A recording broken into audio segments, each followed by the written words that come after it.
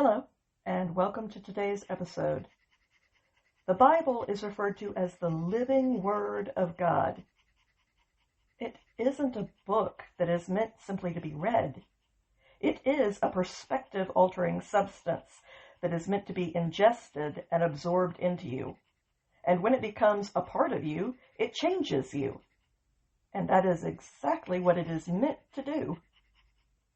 A psalm is a spiritual song based on a profound foundational insight that is expressed in the form of music, which is usually played on a harp. This is my own paraphrase of the Psalms.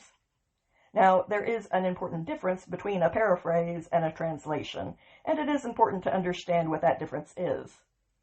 A translation takes a text word by word, and it finds the most accurate word in another language to convey the meaning of that original word. But sometimes getting the details right can come at the expense of the big picture. For example, the literal translation for a butt dial and the literal translation for a booty call could end up being exactly the same if they were both translated very literally into another language. But we all know that those are two very different ideas. A paraphrase, on the other hand, is attempting to capture the spirit of the idea that is being expressed. But both approaches come with their own disadvantages. Sometimes the most literal translation for each word, while technically accurate, loses something in its translation. For example, if you were to translate the phrase, "cat got your tongue," into another language, it would make no sense to them. Why would a cat grab your tongue? What are you even talking about? In order to convey the original idea, you would have to find out which saying is used in that other language to express the same concept. But it might not involve a cat, or even any animal at all.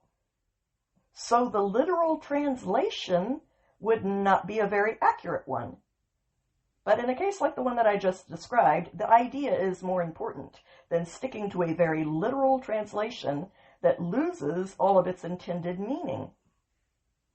However, because paraphrases are an individual's interpretation of the underlying idea instead of a rigorous academic translation of the word, they are not as objectively accurate as a translation is.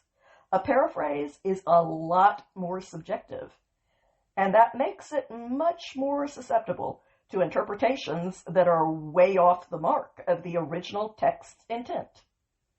The focus of a translation is on detailed accuracy, and sometimes the broader picture is not conveyed very clearly as a result. The focus of a paraphrase is on painting that big picture, but it often loses the accuracy of the finer details. Both are useful as long as you understand which is which, and what the disadvantages to each approach are. And that is why I recommend using both an accurate translation like the New American Standard and a responsible paraphrase. Psalm 34, Part A, the first 14 verses. A psalm of David, when he acted like he was insane in front of Abimelech, who then drove him away so that he was able to leave. I will celebrate the Most High with every breath I take. I cannot stop his praise from continually pouring out of my mouth. When my heart boasts about anything, it will be the Most High. I will continue to share this good news with those who are overwhelmed, so that they can also experience the same joy that I do. So come and celebrate the greatness of the Most High with me, as we spread the good news to everyone. Let us look up together with wide open eyes that can actually take in the sheer wonder of his illustrious legacy. For when I realized that I truly needed to find the Most High, and I hunted for him everywhere, he answered me. And when I was eventually faced with everything that I feared the most, he delivered me.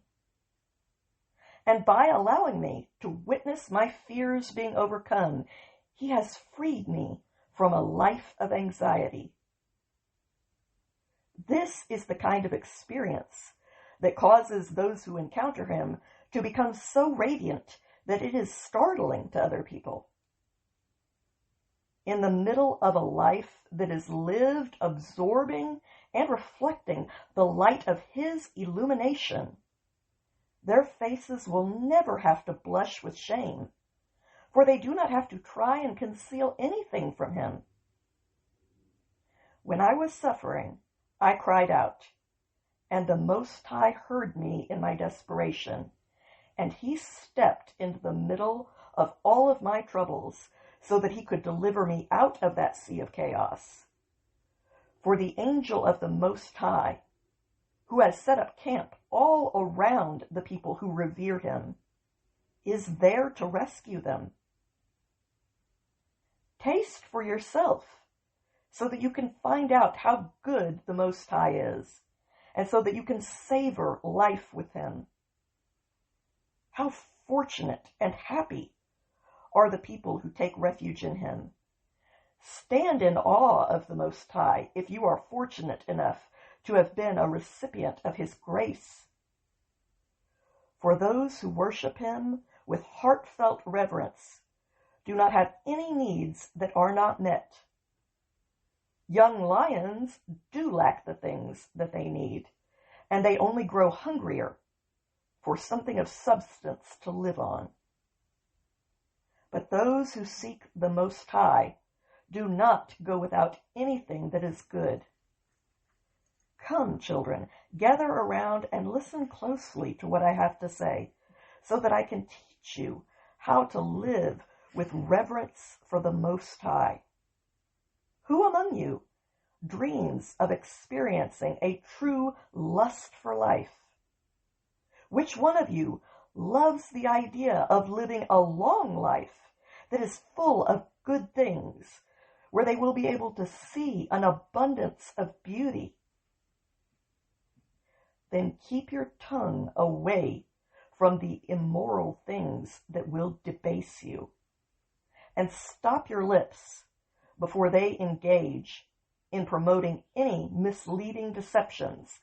Leave wrong behind you and do good. Seek peace and actively pursue it until you have it. I pray that whatever voice God might choose to give me in this world, he would also give me the words that I should use it for. These words have meaning for me, and if they had some meaning for you as well, then I am truly grateful that we have both been given a gift from above and from each other. Have a good day out there, my friends.